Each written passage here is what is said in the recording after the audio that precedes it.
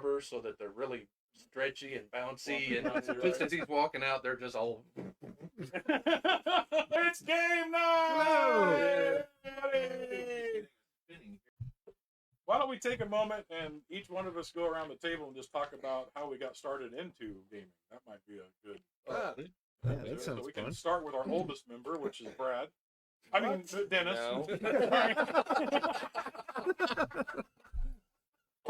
Oh, well, I'm really going to date myself here because I cut my teeth on Dungeons and Dragons back in 1977 or 78.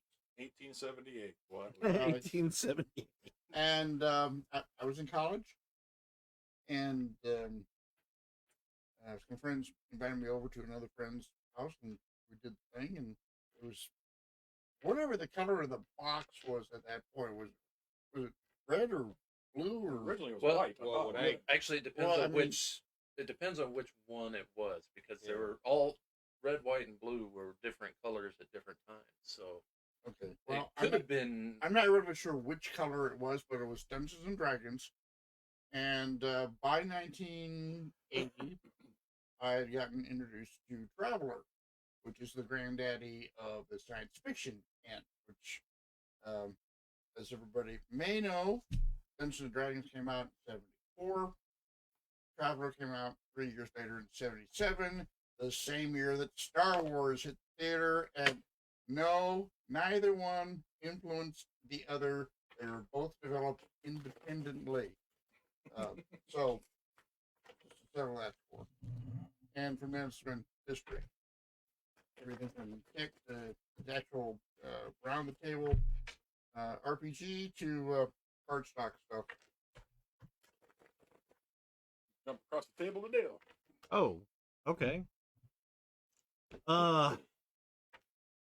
Back when I was in, I guess it was junior high, like, I don't know, 6th or 7th grade, I started making friends with some guys who were into gaming, and they invited me to go to the public library because that's where they'd meet, play D&D. I'm like, sure, I'll try it. And I was like, cool, this is fun. And I made a character and thought this was a really cool idea, but the way they ran it was just kind of like hack and slash. And I always had a problem with, you killed a werewolf and get 14 gold. I'm like, where'd he have it? Right. You know, I was like, I don't, you know, carrying it up at the spot but I love my character and I love the aspect of it, but I just didn't like that particular game or system because I was like, you know, how it was being played. Yeah, and I'm like, I didn't come over here to do math. I'm doing that at home for homework. So I kind of got out of it, and then, but I always liked the idea of role playing, but I never really got back into it. And then in high school, this would have been junior year, so 89.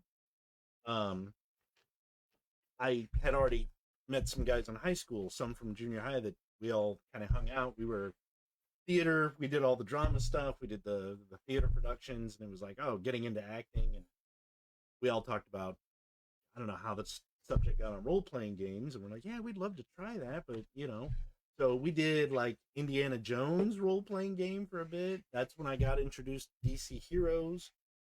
And then in junior high, or in junior year, there was a convention in the Quad City, so we all piled into guy's Buick and drove to the Quad Cities, and we were looking around at different games, and we all chipped in and bought Cyberpunk, the 2013, and it had like the 3 books in the box set. And we're like, this is amazing. So we started playing that. We played that a lot, and it was like, oh, that was really cool. That's where I created most of my comic book ideas and characters.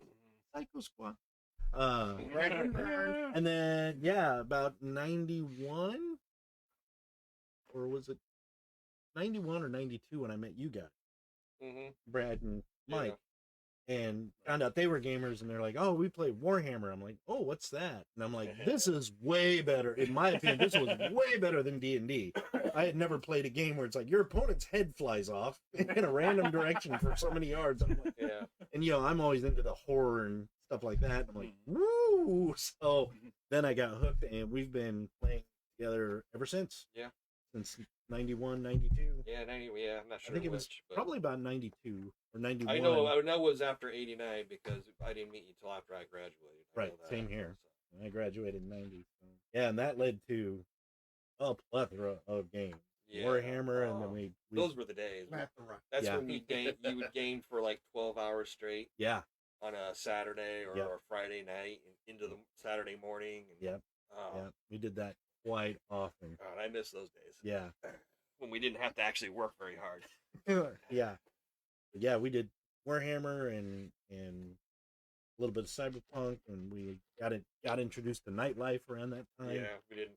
Those were the main three that I think we did. Yeah, we did a lot of that. And then, of course, when Deadlands came out, they're like, "Oh, that sounds good." So Yeah. I bought the original books, and it was like, "Well, let's try it." And I came late. That was like I came hooked. late to Deadlands because I was living in Champaign at Yeah. the time. So it was Yeah. like that was the game you guys played when I wasn't there. Right. Had I known how cool Yeah. the game was, I Yeah. probably would have insisted on I remember more. when you played Charlie Bowdry for the first time, Yeah. and it was like, "Oh!" And I was like, "Yeah."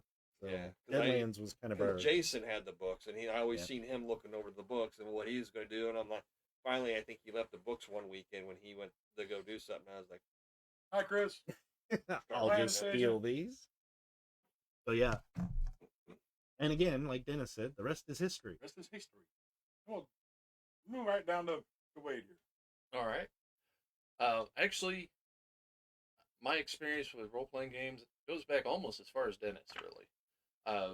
It was Christmas of somewhere 79, 80, 81. I was given the box set, the basic D&D. Didn't get to play a whole lot because it was tough to find people to play with. I had some buddies going through junior high and high school that we played occasionally, but there wasn't any real like regular meeting that we would game. It was more like, hey, got some time this weekend. Let's go. Let's play D&D. Wasn't until I got to college that I actually had a group that I played with regularly. By that time, it was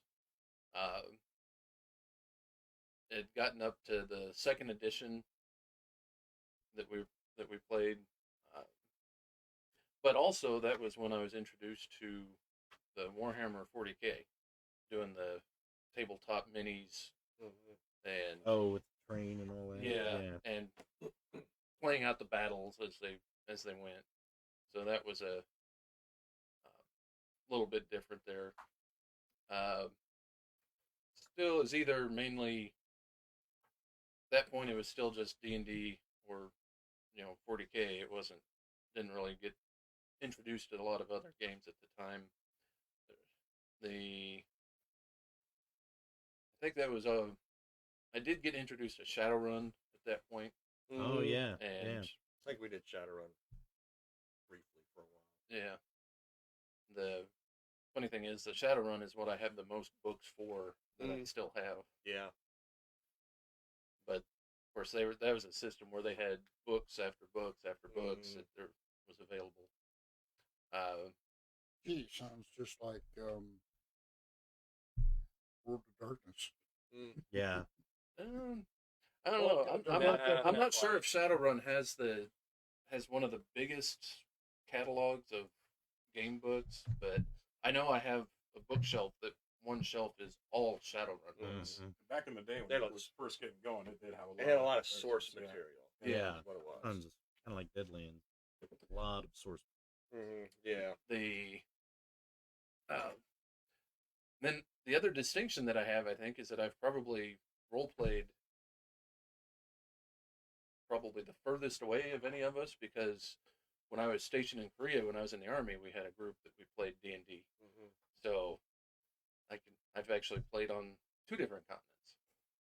What's interesting with that is actually I've talked to a lot of gamers, and to go along with that, I know people that have gamed in prison, gamed in the military. It's role playing itself is like just this thing that people do. If I ever get sent to prison, that's 24-hour role playing. No sharp edged dice. Anastasia said, "Speak up, we can't hear you." Uh-oh.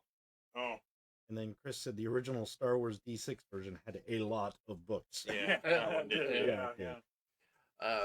The other thing that I was introduced to were actually when I was back in high school was basically LARPing, because I was introduced to SCA back in the day, and then in college also. But it wasn't until probably 2000 that I really got into. By that time, I was out of the Army and I was in St. Louis. And at one point, there were 3 different LARP groups that I would go to their meetings every weekend. And it was actually around there was one day that I literally drove all the way around the city of St. Louis, going from group to group to group to go and fight with all these different groups. 3-hour sessions or something? No, it was basically just however long. It would go until dark usually, but like one combat, then the next combat. Yeah. But they weren't so much LARPing. It was more of the sport combat concentration. Yeah. Not as much worrying about the role play aspect. There was some, depending on the group, but it's like MAFs, the melee group. It was strictly about combat. It was more of the boffer form of HEMA. So it was just about the combat, set up different games and different ways to fight, but it was just a pretext to fight. It wasn't about making a character and playing through a story.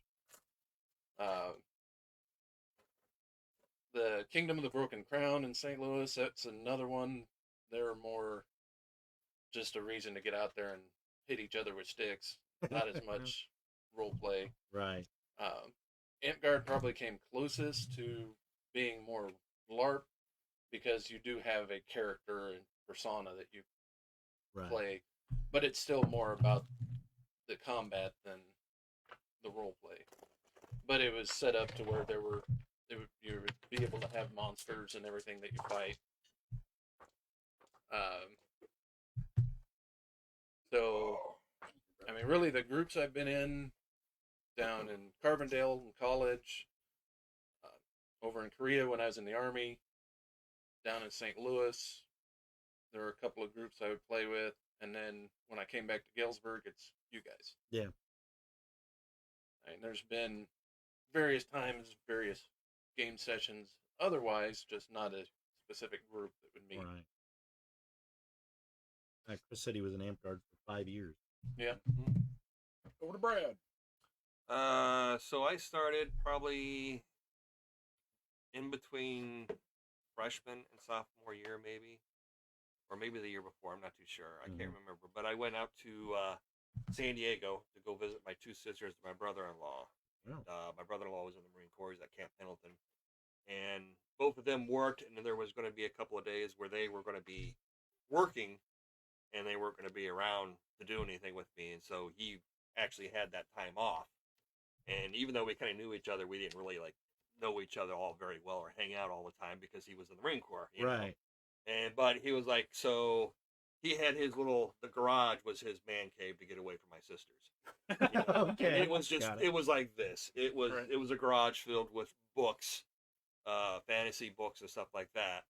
And so he was like, so have you ever played Dungeons & Dragons? And I was like, nope, I have no idea what you're talking about other than the cartoon. Yeah. You know? And so he's like, you want to try it? It's like, okay. And so we did, he made up some characters and helped me out and everything. And we did or at least we started on was it Temple of Elemental Evil or something like that? Oh, yeah. So we started on that one. Never finished it, but we did start on it. Who does? Yeah. And then as soon as I got back home, I went to the Hobby Shop Depot. Oh, Depot Hobby Shop. Because I used to That's buy. why I'd go there Ghostbusters. I'd go for the models and stuff. Yeah. Because I worked on models and I knew that all that game stuff was there. So I went and I bought the Dungeons and Dragons basic red box. I don't know. Yeah.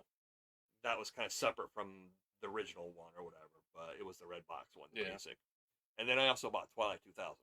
Oh, So that's when you got and that. that was the one that was really interesting. But I didn't have that many friends to play with. I had a few, but most of them didn't want to do Dungeons and Dragons. Like Phil was he didn't want to do Dungeons and Dragons, so I ended up playing Dungeons and Dragons by myself. I would I would either buy the solo ones, or I would buy the main ones, and I would just read them up to the point where I had to make a decision, where I was going to go, Right. and then I would just kind of fake it, Yeah. But Twilight 2000 we did run, Yeah. but we didn't play it very often and everything, but we did run it for quite a while. And that was pretty interesting until I got tired of the game mechanics of it. Yeah. But then things really didn't change until one of my friends from the Boy Scouts came over, and I hadn't seen him for a while. He had just I think he just became a freshman, so I think I was just a sophomore now. Okay. And he came over, and we were talking and everything, and he was like, "Oh yeah, let's try Dungeons. Yeah, I play Dungeons and Dragons and all that." So he came over to my house, and he did things like we had 12 characters each and 12 pets. Oh wow. And it's like, I don't think this is how you're supposed to do it. I'm pretty sure, and I can understand the DM having an NPC and stuff, but I don't think you're supposed to have that many characters. Right. And then we did the dungeon thing, and it was just like, there's a dragon in a 10-foot quarter. Huh? How do you fit the dragon in the 10-foot quarter thing? It's like, it didn't make much sense. But I was like, hey, I'm desperate. I'll play, whatever. And then the next time I see him, he comes over. He's dressed for baseball because he played baseball, and he had this kid with him I never saw before. He had big old fucking bushy mullet hair, and he was like just smiling and stuff. And like, hey, and he came up and he said, hey, this is Mike, this is Brad. You guys role play. I had to go baseball practice. You guys talk Dungeons and Dragons or something. And then I never fucking saw that kid again until like 6 years later or something like that. And after that, me and Mike started talking, and we started role playing. Yeah. And then all after that, he was always the guy that always find people would just levitate to him. Oh yeah. And so eventually we'd have a group of people playing, and that's He was the pretty much how it all started. levitator. It wasn't until though Eric, one of our yeah. close friends, he was the other guy that's kind of the quiet guy in the group and everything, but he just like really was getting into like death metal, and he or he wanted something fast and artwork and stuff, and then he's like, I wanted something, the role play that reflected that. And so I was like, Warhammer, that sounds cool. And so he went and got that, and then he started DMing for us and everything. And I was like, wow, this is awesome. Yeah. So. Speaking of Eric, Bobby said her first character, she started with a horrible character, and Brad's female character defended me in my time of need. Then I learned. Because Eric had run Death Valley Free Prison. Solo! Yep. Yeah. And she made that, he's like, you want to play? And she's like, sure, but I don't know what to do. He's like, make a character kind of based on yourself. And she's like, I'm never doing that again. He's like, so she told me, she's like, I'm an art designer and graphic designer for an advertising firm by day and a vigilante at night. That's perfect. And she actually for Cyberpunk. But she went to prison and was like, I am so dead. And you kind of, it's a female. So you kind of hung out and saved her. And she's like, okay. But then after that, she's like, I got it. That was one of our biggest groups I think we had that I'd ever played in. Yeah. At least that a was big group of people that I thought was cool to play with and everything. And Chris Farnstrom said, that's awesome. He turned D&D into a choose-your-own-adventure. Yeah. Yeah. Oh, Ben. Hi, Ben. Ben! My first character was a barbarian in AD&D. He got killed in the most epically bad streak of dice rolling against a basic skeleton. I never managed to hit the skeleton, but he whittled me down to 1 hit point at a time. At a time. That's a slow, gruesome death. Ow. The DM took pity on me, and the NPC cleric resurrected me. I was 13 in 1999. Wow. Yep. Good deal, Ben. That's funny. Actually, that's probably a whole series is just talking about different characters. Oh my god. We could just We pick could do a that at a game. different time. We can pick a game and say, talk about some of your characters. Yeah. So my first endeavor into, my first exposure to gaming was my nephew. My oldest nephew and I are 4 years apart. So we never really grew up like uncle, nephew, or like brothers. Yeah. So, but anyway, he brought D&D 2nd edition. He had the whole, somewhere he came across like this treasure trove of this 2nd edition stuff. And back when we were, let's see, I think I was like maybe 14, and he would have been 10 or 9, 8 or 9. But anyway, we started back then playing D&D, which we did right. We didn't play by ourselves. We played with ourselves, but not Whoa. I mean, but it was just him and I. I And mean, you that was the go group. blind. It was him, myself, and his Oh, we're his all other wearing brother, my other glasses, nephew so Daniel. That was everything's my original D&D group.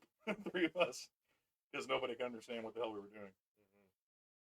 So D&D was my first exposure, and then fast forward a few years, and I met you guys actually. Oh yeah. Played a few. Didn't really play much other games between then and then. It was mostly just Dungeons and Dragons all the time. And until I met you guys, and then we did Warhammer, and I can't think of what World of Darkness and Cyberpunk, and and all that stuff. And this is also the first group where I discovered LARPing. Yeah. Ted Hoopa. Yeah.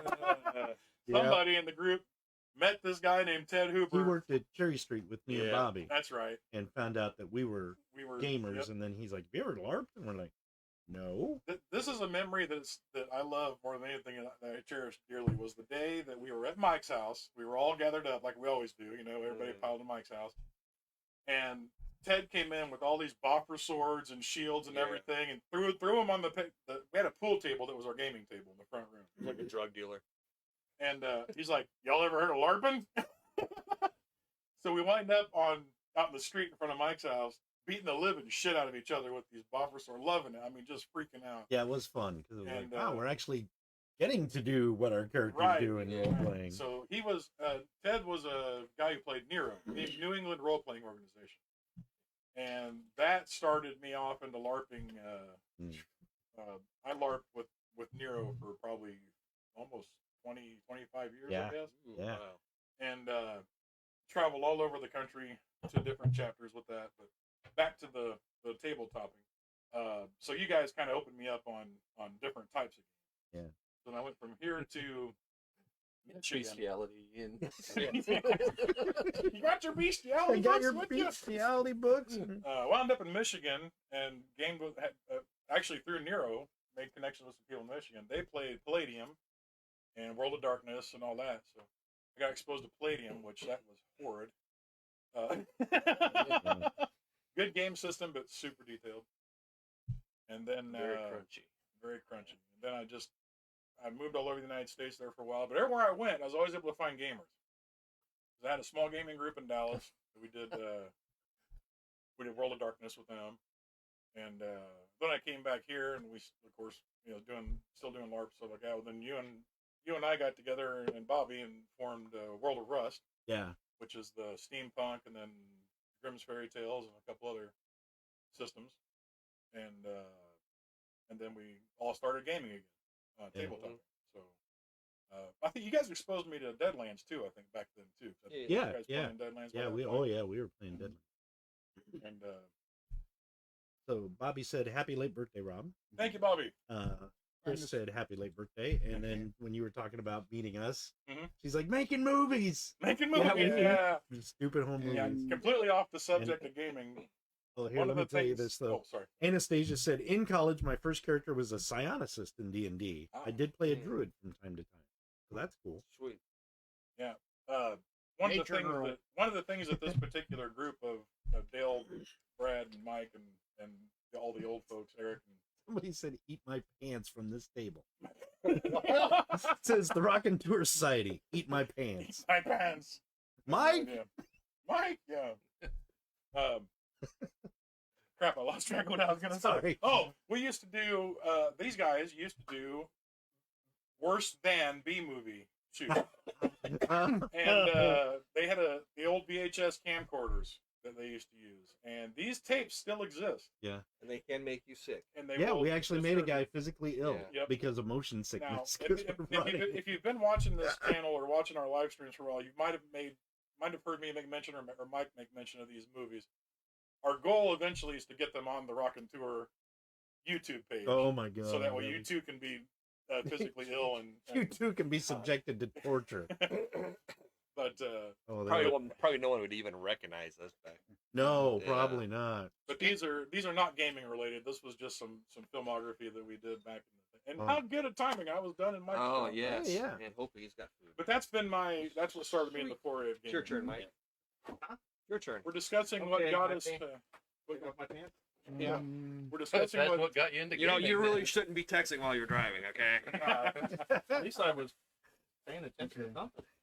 Yeah, you we literally got to you in this point. We're talking about what started us. What got us into gaming? Oh, okay. How'd you start? I'll be right back. And Mike leaves.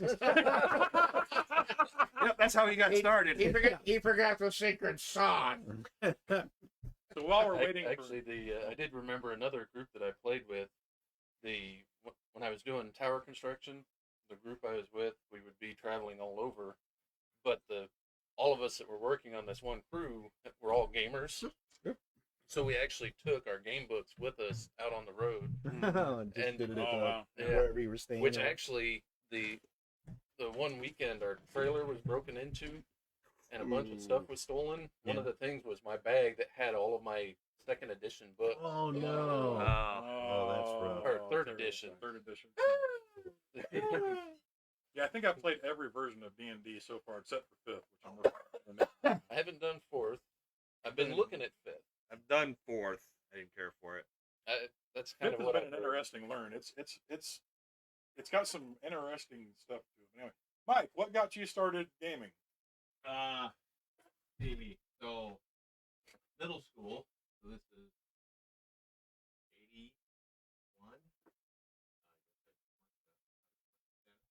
Yeah, early '90s for me, Yeah. by the way.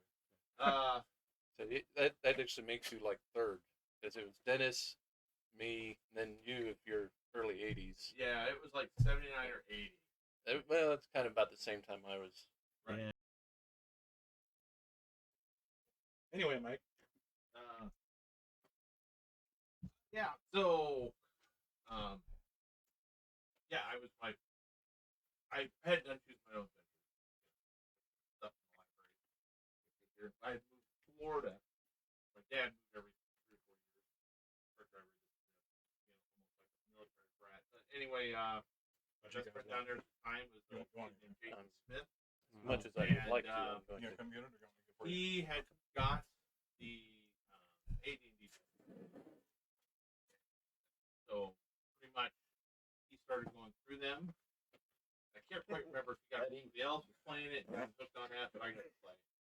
And I just remember him calling me at my house, rotary phone. He called me and says, "Hey, I'm giving us 1 million experience." I was like, what? At this point, we're level 2, and we just did an adventure. That was it. There was a guy that we knew, who was a little older than us. He ran us on like what was the one with all the hill giants, like that big ATV one. I can't remember. It was like some major one like that. Yeah. Anyway, we went in there. I made my character was named Zorn, and he was a ranger and he hated giants. He killed his family. He actually had a backstory. And we went in there and we walked right into the main banquet hall where all the giants were, and we just walked in and said, "We're second. We're the next course." And my guy was still level 1, and this was like with level 20 guys. I was first on the table to be served up. He died. So his son, Zorn the second. You weren't playing with Jeffrey Dahmer, were you? No. They're Zorn saying the they can second. barely hear you on the DM cam. Oh, okay. Can you hear me now? Anyway, yes. So, yeah. So, of course, I made Zorn second, who was a ranger, avenged his father, who was killed by giants. Deep backstory there. Mhm. And so, yeah. So my friend Jason Smith calls me. He goes like, "Hey, man, I got a plan." I'm like, "Okay. I'm going to give us each 1 million experience points." I was like, "Why?" I said, "Well, that way we'll be like really strong, and then we'll have to." I was like, "Okay." So the next week I come in and he had all this gold too. So he had an entire kingdom that he wanted to help go get. I got a fort. So there was this giant coast.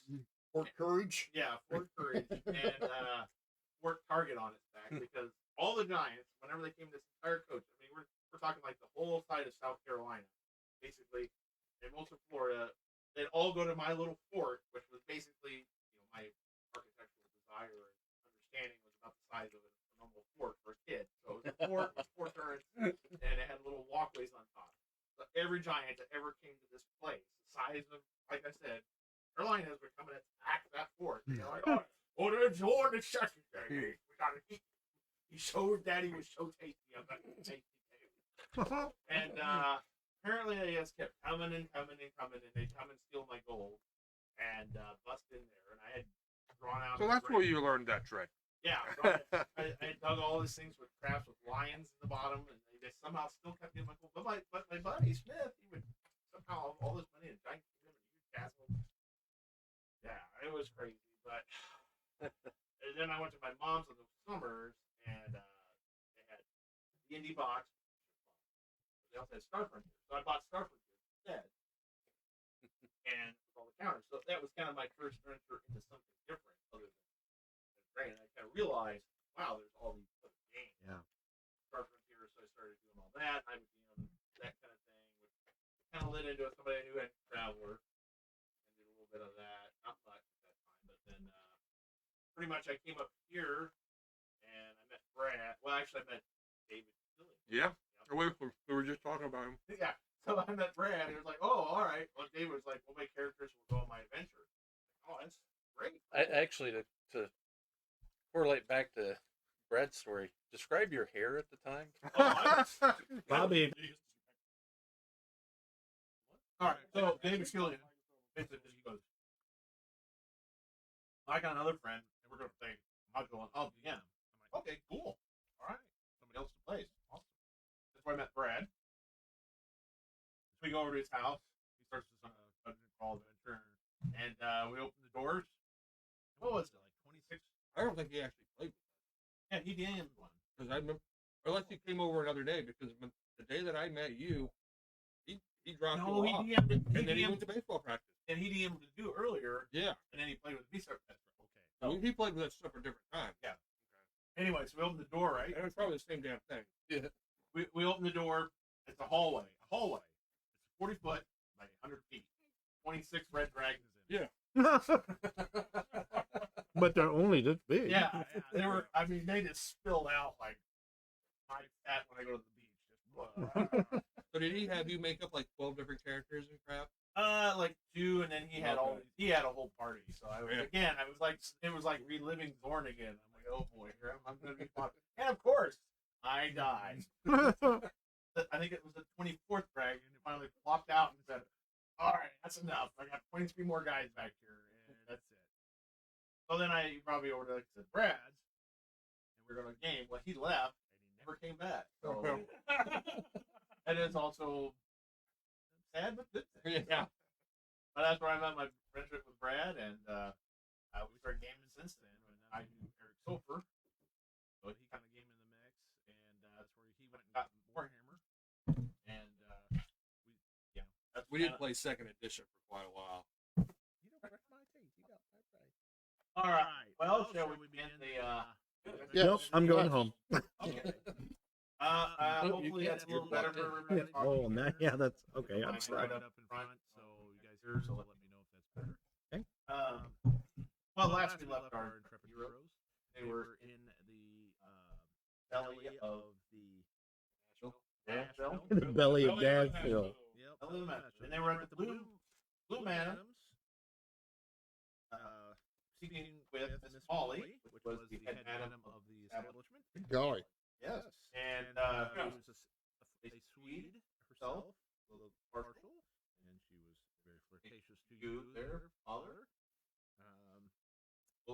But Who surprisingly was flirtatious back. yeah. Hmm. But I think that's what she's just like, ooh, interesting.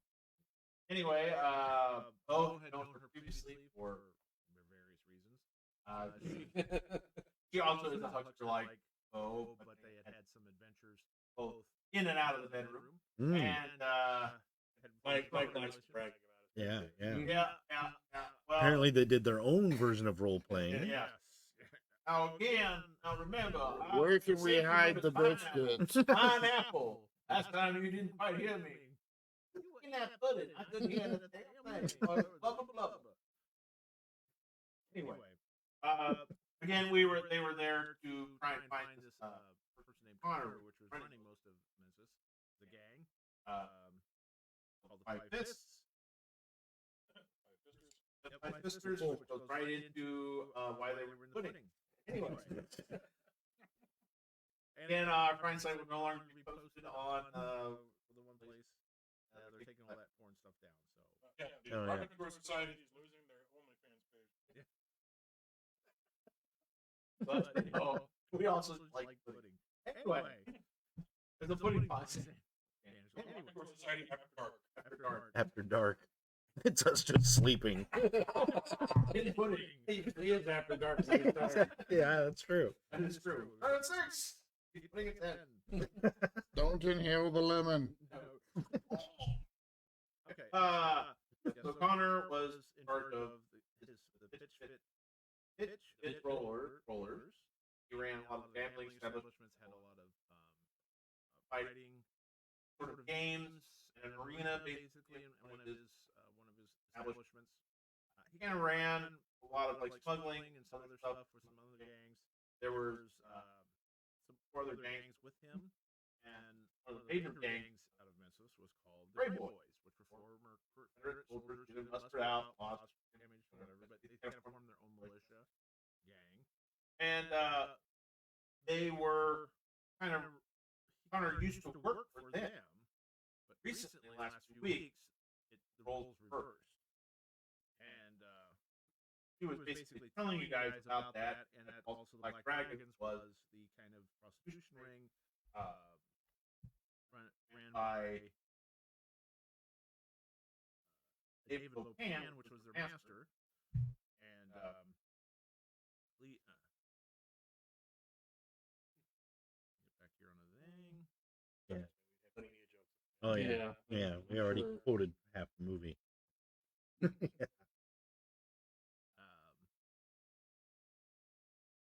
Lynn was basically the head of the had a rivalry with of course, Miss Holly over time, but they kind of had a balance. But she knew what was going on. Now, apparently, she told you guys also that there was something that Connor had the Black Dragons wanted. Right. And that some of the Black Dragons who are Connor cousins to Kang is one of the major railroad barons of the railroad. Right. And being an enemy of him is not very wise.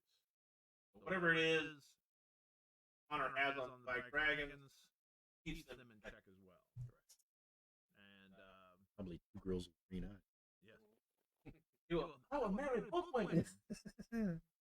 The Brios was the more Who have green eyes? do. But most of them were killed when they came to rob the Rancho. That was one of the gangs. They were blackmail. See, the Tip Top Gang, which was the high Ryan brought in more of the higher elites into that. There were could be hucksters and some other stuff. Their leader was killed at Banjo previously. Mr. Hopkins is now in charge of them as well. You did meet the General Anthony, who was a enemy of General Lee. Hemlock.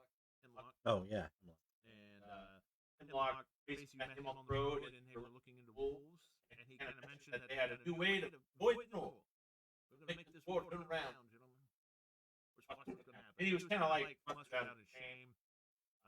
Kind of your General Custer kind of thing. It's kind of like big mouth, very clairvoyant, very boisterous, but would always make bad decisions and end up doing the wrong thing often.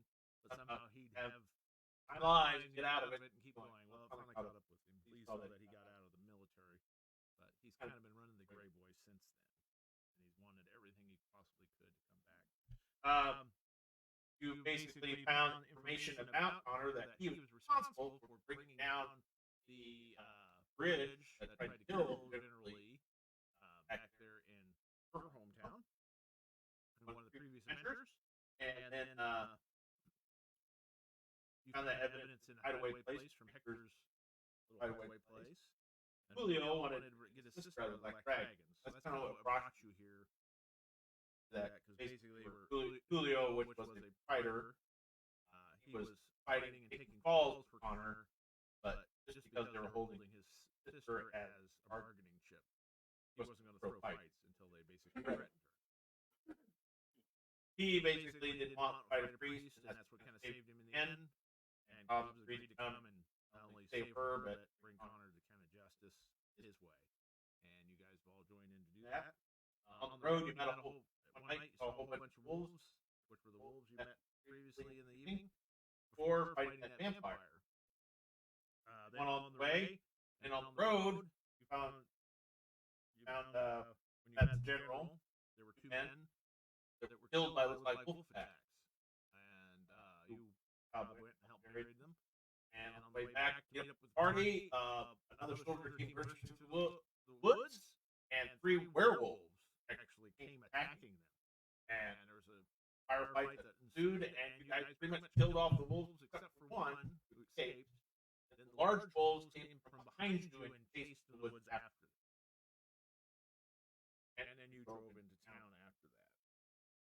So that's kind of where it's at. You got all the information from Miss Molly. You're going to try and find out where he's at. You guys asked to see if you could get an meeting with like dragons, because Brad had gotten from one of his neighbors. I'm sorry. So E and Tin, that was the neighbors. They had half of this golden jade lotus. Mm-hmm. It was a symbol of his dojo. And apparently, he lost favor with both Pan and their masters by saving this princess instead of the balanced Buddha of the moon, which was their sacred duty to protect back in China. Basically, some whites came with another rivalry clan, stole the artifact, and left. He went off lifting. When she ended up marrying the princess, because the father had been killed, and they came to the United States, she later died, coming to the United States from a disease. But he lost a face, other such things. He was also one of the Blessed, which are the martial arts, kind of like the movies. Yeah, the Enlightened. Enlightened. Yeah, thank you. They can do all those crazy jump off the Crouching Tiger, Hidden Dragon. Yeah, pretty awesome stuff. So, but when you get an amulet to Copperhead, he seems weaken and get very strong. Because that would get you a meeting with Pan fairly easily. So, anyway, you'd already made up a meeting regardless through Miss Molly anyway. But that was where we kind of left off. But we'll get in with Manuel here. Yes. And for speed's sake, you had just returned from your fishing quest. Right. And you're heading back that way. And as you're going, and you were pretty far away. It was like what, about a week away from. You out west or out east when you had to go meet this gentleman? Not too far away. It was like the next state over. I mean, it was like about a week's travel if we were walking. West? Yeah, going west. So he's headed back east. Well, as you're returning, Manuel, you start seeing some tracks, and at night when you camp, you do get the sense that, especially when you're getting almost closer to Memphis, that someone was watching you in the area, and then you basically wake up one night to a very older, large wolf, and it's the one old wolf you saw back when you fought the vampire. Right. And basically, he transforms into the old Indian and comes to you, basically at the campsite, and you go, "May I sit at your fire?" Of course. I'm on my quest. I have sent you upon a great quest recently. Do not mock me. White man. A white crest. Toothpaste.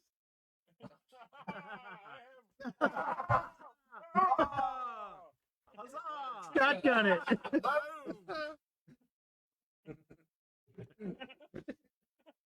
And if anybody Is that nimble. Anybody at home, is this been sounding better? Just let us know. Yeah. Please. Yes, I have been on a quest. I have talked to the turtle.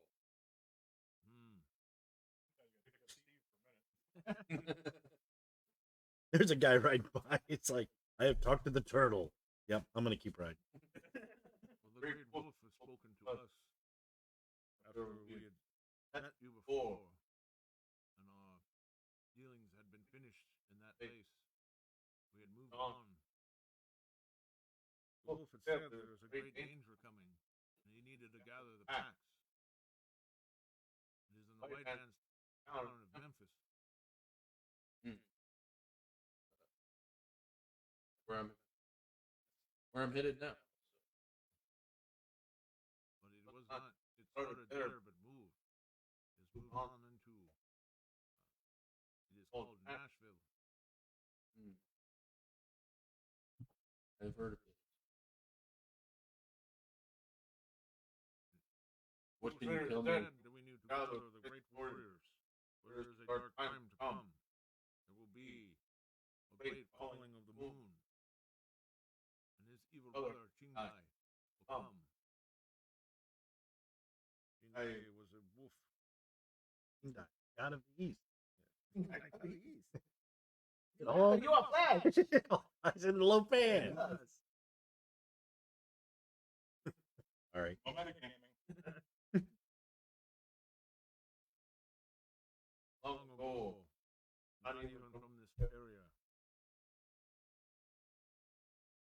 Sin was a great warrior. He was of the man of white. But he had tricked in the ceremony he had learned from the dark witches to bring forth the wolf spirit. But when this happened, the great wolf spirit was sickened and not in his right mind. The Manitou had come, and with their dark magics infected wolf spirit. When this great warrior had asked to become one with the wolf warrior, he was bitten, not by wolf spirit, but by the Manitou. The wolf spirit was within him, but not white. It was a man that was half wolf, not as a we, but of affection and disease. And when the full moon came out, and he would go looking in the night for wolf brother, he would only find the madness of the Manitou. Wolf brother would come out of him. Wolf brother would come out, screaming, calling for that, and in his rage, he would not find wolf brother. Where is my brother? And he would kill anyone he met.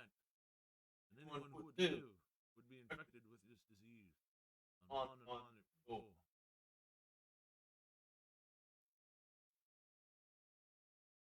Sounds like It used to come here long ago. Wolf brother came to us. Whenever we know the infection, the bad running has come, we will have to take it down and kill it.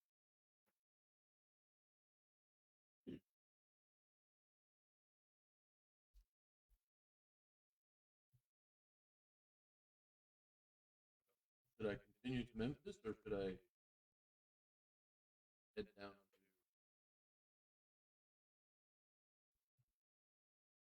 If you will come with me, Yes. and if Fertile is done with you, I ask you to ride with me, and we will take you to your brothers. I have heard through the waking dream that your compadres are there now. Yes. They seek Shocker. They seek comfort between two big pillows.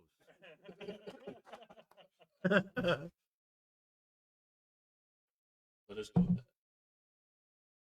Know that if you are bitten, there is a good chance you will become infected with the dark one. And it is unknown only through certain ceremony, which can be quite painful. You will come back out as you once were before. We know this way. We will try to save you or your brothers and sisters if it happens, but I cannot promise it. And if it does not, then you must die.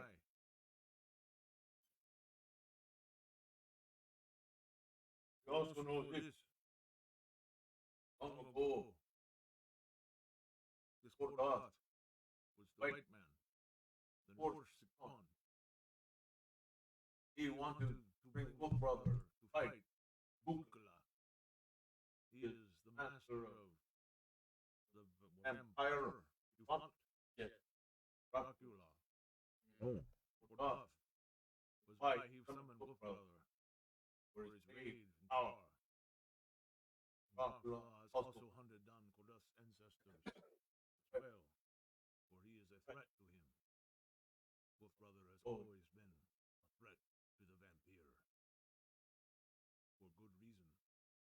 But I sense from Wolf Brother what is happening near Godolph comes. The Manitou who first hit him comes strong into the city of Nashville, and there are many smells of the other the bad wolf. Me not know big word, but yes. So there could be great danger. We will kill anyone that we see who is infected, because if they are allowed to run free, all nations and tribes will fall. White, brown, red, or even the yellow. No one will be safe in time. But we need strong brothers, strong warriors like you and your friends to aid us in this.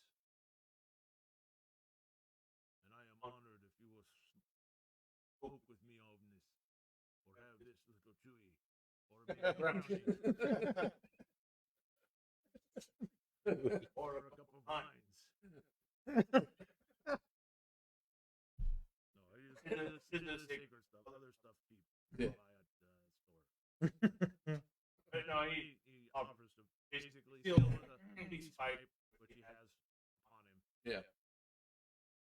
He asks if you have any questions, I will answer them while we smoke our brotherhood. No, I do not have anything. That didn't sound right. No. While we smoke our brotherhood. Ooh.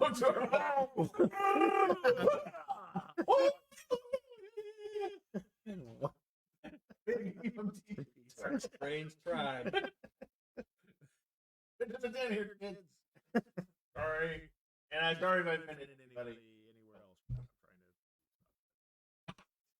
We not do anything we're doing in official terms. So it's all just role playing. Yep. Yes. So you have any questions or anything of that? No. It's Pretty much roll. covered. There's a There's a pamphlet. Pamphlet. there's a threat. Go ahead and roll your bigger. Actually, roll your spirit. I'm sorry. Your spirit. Sure. Yep. All right. Ooh. 14. Okay. Well, you kind of start going into that dream state a little bit. It's some good stuff. It's not And again.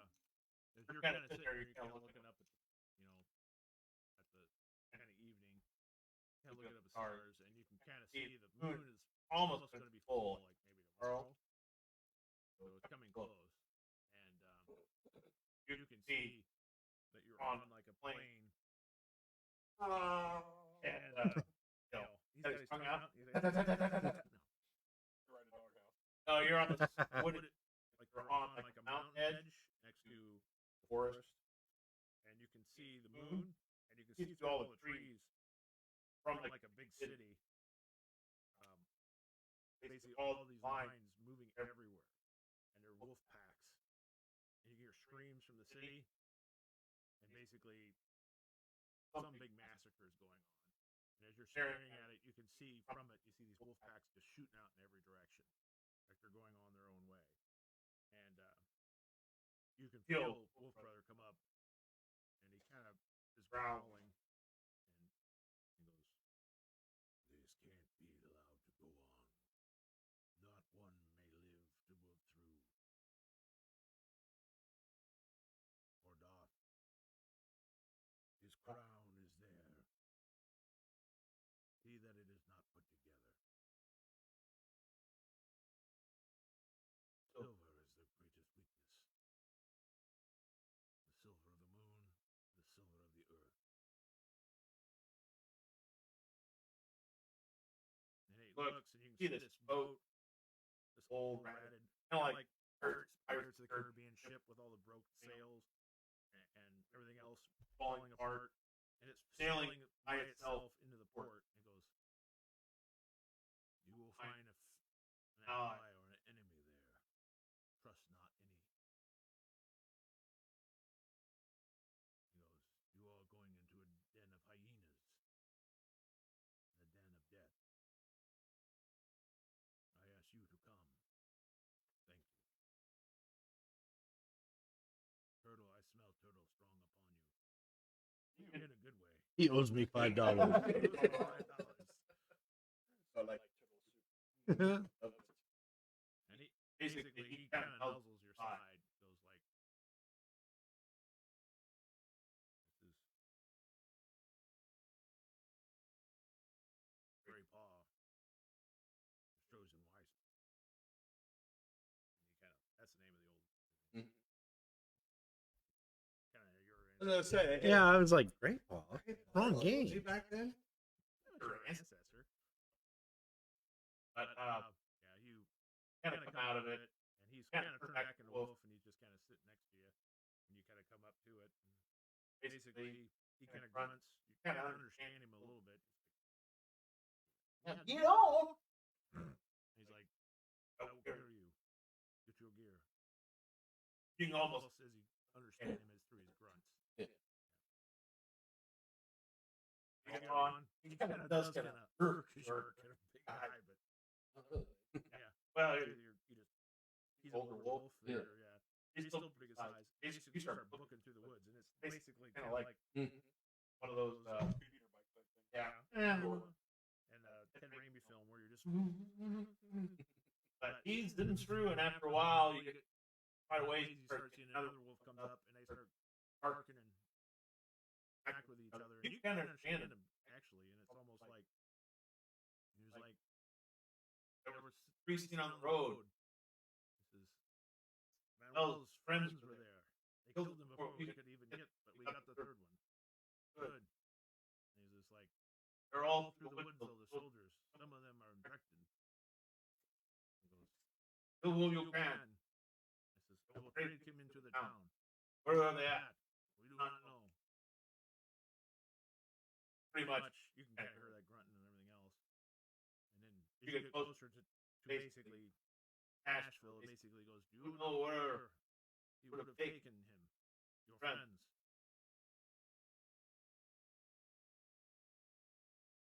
I can guess. I cannot go into the city this way, or anyway.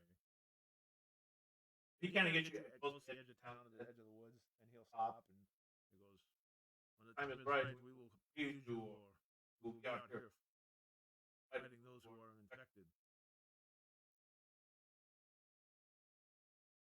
Well, He goes like that. He kind of, Um, through your ability, you know, you kind of know how to. Because you can kind of go into hunting grounds, right? Or not? Is that one of your powers? no. Okay. Okay. He goes, speak speak with with Turtle. Turtle or Shell. And he will Totally slowly bring us a message.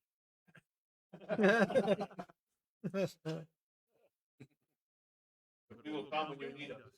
If you find this crown, or find Kodoth. And he Yeah, kind of nuzzles nuzzles you a little bit, and then basically turns the woods with that other wolf, and they kind of disappear. Okay. All right. Now, where would you go? Looking for the group. Yep. You're basically outside the edge of town. There are like the Grey Boys. Grey Grey Boys Boys are are basically mustered out soldiers. Mhm. They're kind of like around the gates. And as you Coming coming into into town, town, there is an encampment of Confederate Confederate soldiers all about kind of the west side of Nashville. Actually, probably the first place I would go. What's the one bar that usually hangs out? The River Pearl, The River Pearl. Well, that's back in Memphis. Oh, This is yeah. Nashville. Oh, actually, knowing the group, probably go to start going to different bars, seeing if I can find any hint of the. Okay. Okay, so you start describing them when you get there. Mm-hmm. Okay. Just roll a d10. Tell me what you get.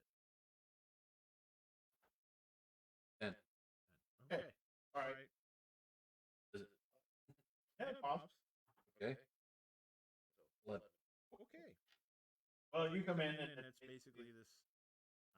you kind of come in, you ask around. a little bit, and they kind of, well, one guy tells you like, "Oh, go down there to the moon. That'll help you out." And You kind of wander through. You see a couple other bars on the way. Probably ask. Nobody see anybody like that. But But you you mentioned eventually come to this one one, and it's a very fancy place. The guy at the door kind of looks at you suspiciously as you come up, and have a large bouncer guy. Keep calling. Will you stop me, mister? Okay. I know. Yep. We're about to do that. Yep.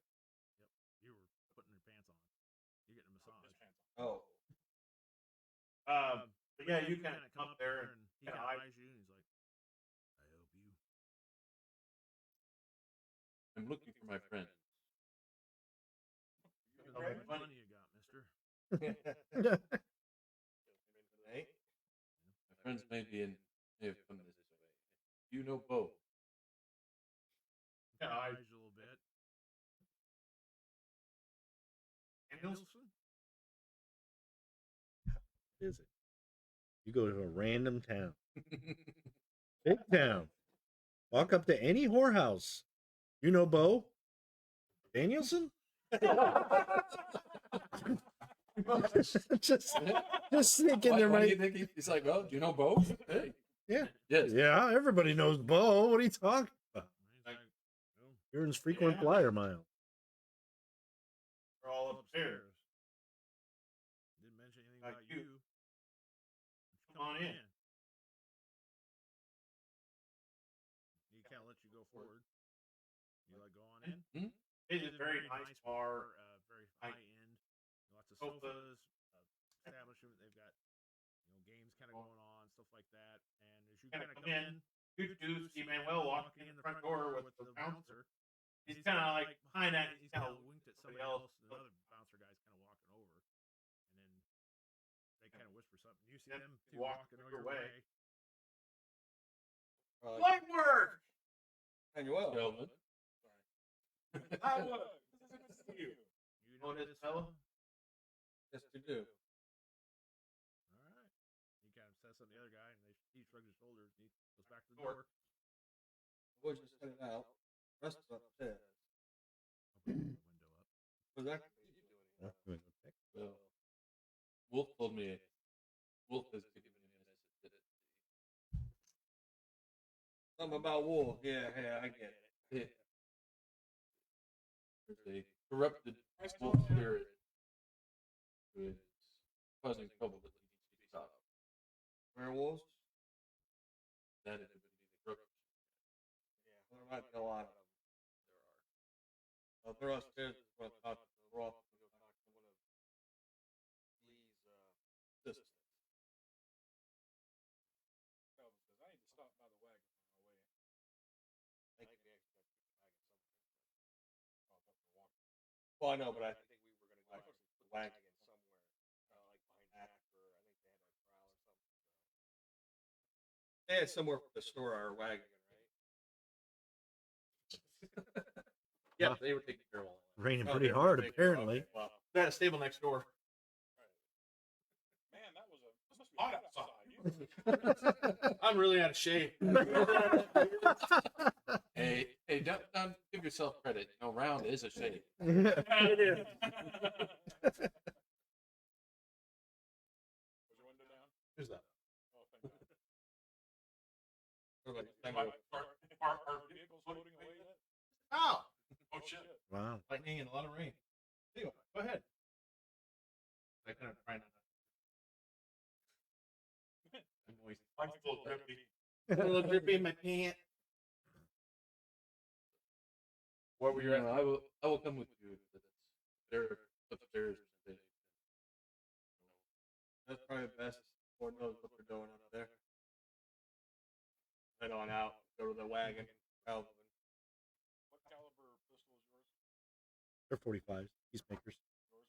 Uh, Shotgun, right? well, I've got the shotgun, but I'm also Roll your spirit. 44, I think. 45s for me. They're peacemakers.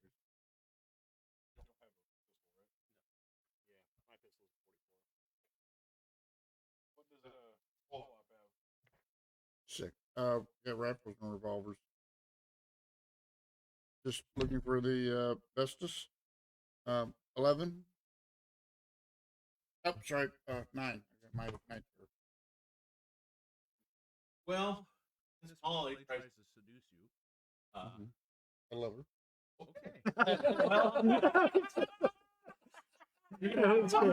I let her. Okay. It's going to be making a Swedish meatball. Go roll your finger now, sir. Oh, that was funny. You know, it's always bad when you encounter a whore and that DM makes you roll bigger. Yeah. 3. 6 3. Okay. And roll your spirit one more time. You first takes you down to sample her Swedish meatballs, and then she samples yours. Oh my. 9. 9. Okay, well, Lovely evening. you're a little tuckered out at the end, but yeah, it went very well. So, Does he get a bonus on his night terrors? yep. What night terrors? Yeah. Time to start, you're not gonna have any night terrors. Yeah. You're gonna be pretty good mood. You're not gonna be worried about anything right now. So you're gonna have a little rest, and it'll rouse you before they go. So, Because now to cancel night terrors in Deadlands, you just have to have sex every day. well, with the right one. Yeah. Yeah. Oh, well. So the next day I won't have it. Today, Yeah. Yeah. They're coming in the next day. Yeah. I'm good. Tonight when you wake up, you're gonna have a little nap. When you wake up, You won't have that night. and yes, She's very, very very fluid. fluid in her abilities and very good meatballs too. She does have a very good grandmother's recipe, which is quite good. So you will be busy for a bit. Kind of funny where she stores it. Yeah, right. Well, she can pop like meatball. It's a crock pot, okay?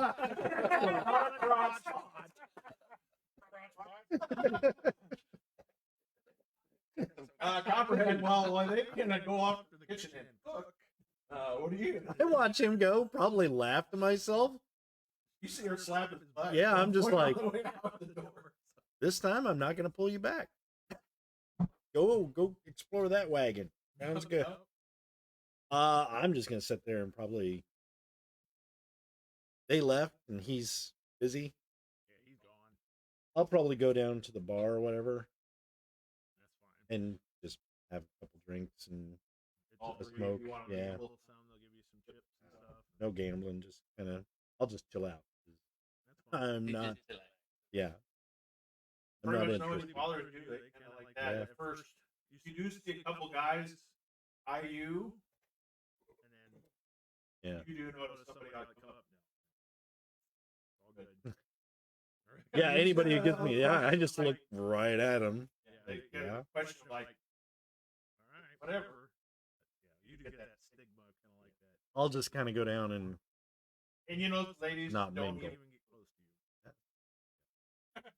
Wow. Bad boy taint. yeah. but you were. But you're not here anymore. No, but that's okay with me. Sprayed my wife. I'm not really interested.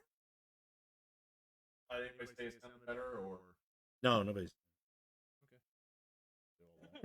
all that. Anastasia, Anastasia said, "Well, a haunted."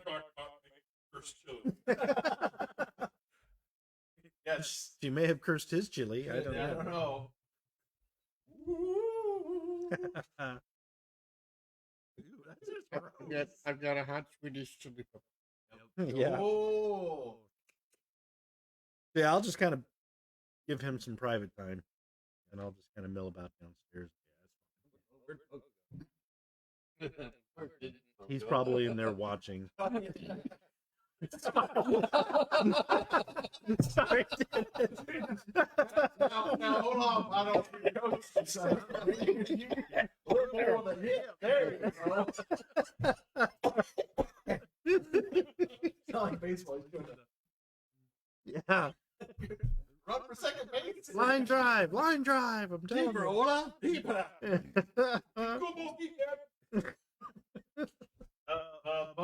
everybody slipped out. Like, well, everybody's gone.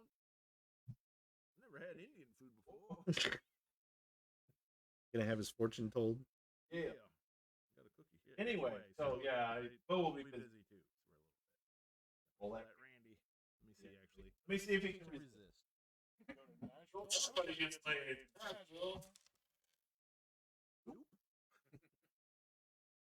I'll let her. All right. You guys start heading over to the watering hole. Which was the establishment you started going to. Did you get what you wanted out of the wagon then? Or? Basically, Calvin gives. Well, once we get back together, he'll have a. He's got not full of crates, but just a single boxes of whatever caliber your pistol is and silver bullet. Oh, I remember you were gonna order. He'll get those before he left. Oh, smart man. Yep. Not on metagaming. We just had. In the No, you past, remember Yeah, he had talked about it. You talked about I ordered them and. Right. got the ghost bullets too, if I remember right. Everybody's got the ghost bullets already. Though. We got those there, but silver I had to order. Pretty much you start walking through Memphis. There are a lot of people, soldiers, kind of walking through the camp, off duty kind of sorts, kind of partying, drinking a little bit, relaxing. You do see every once in a while, as it gets a little later, you notice like some other like sergeant says, you need to get back to camp. So he starts rounding up a lot of the guys. It seems like some of them are escorting them back. Hey, he's over. I got all night. Nope, you're heading back tonight. So it's Kinda kind of like like they going want to get the troops back in the evenings, not to get too Two rebel. rebel Are these loose. Gray Boys or regular? regular Confederate. But you do see a lot of Gray Boys wandering around the streets too. They're just keeping it peace. You do notice if there's a fight or something in the street, they break it up. They say, Yeah, that's enough. We don't need Just this here. here. We're not going to back this down or whatever. They do seem to be kind of like A little militia kind of walk around, keep the peace. Kind of doing the right thing. They do eye you you guys guys a little bit. bit, but that's about it. You get some looks, Mm-hmm. but you see it, you do it's it kind kind of of like like, well, we'll leave him alone because you got to walk your arsenal with a priest. So maybe they're going to shoot him or hang him or something. I don't know. You do get to the watering hole, which is kind of actually it's a nice looking establishment, and it actually is kind of a spa, like a heated spring spa kind of thing. That's why it's the watering hole, because it's kind of like you can go in there, have a bathing, kind of like your own way way. you have like a steam bath, Like little a- spring. yeah. So As you kind of go in there, there is basically a very nice establishment out front, and you can walk walk in. in. There is like a host. you can say, gentlemen, may I help you? And he kind of eyes him a little bit. This is me. Well, looking for somebody. Who would that be, sir? Santa Claus. Walter Taylor. Mrs. Taylor. Oh, Mr. Taylor. I see. And You are? Good. Good. Cobb. Yes. Well, yes, I was told to look out for you. They're with me. Yes. They're with me. Well, if you wait here.